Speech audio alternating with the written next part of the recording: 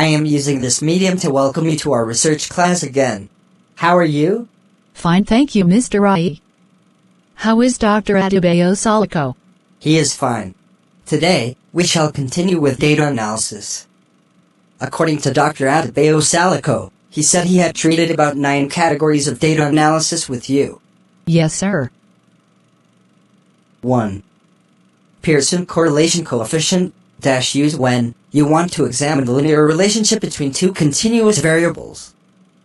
Example, you want to examine the relationship between hours studied and exam scores. 2.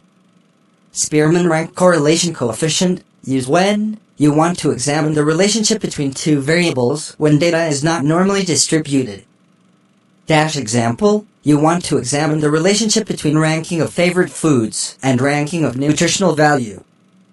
Kendall's tau correlation coefficient - use when you want to examine the relationship between two variables when data is ordinal or categorical. Example, you want to examine the relationship between socioeconomic status and education level. 4. Riemann models - use when you want to forecast future values in a time series data. Example, you want to predict stock prices based on past trends. 5.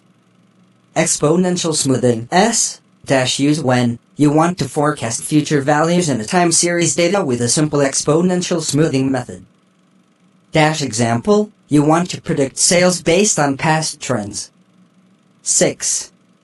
Seasonal decomposition - use when you want to decompose time series data into trend, seasonality, and residuals. Example, you want to analyze website traffic data to identify seasonal patterns. 7. Kaplan-Meier estimator - use when you want to estimate the survival function of a population. Example, you want to analyze the survival rate of patients with a specific disease. 8. Cox proportional hazards model - use when you want to examine the relationship between covariates and survival time. Example, you want to investigate the effect of treatment on survival time. 9. Log rank test - use when you want to compare the survival curves of 2 or more groups. Example, you want to compare the survival rates of patients with different treatments. 10.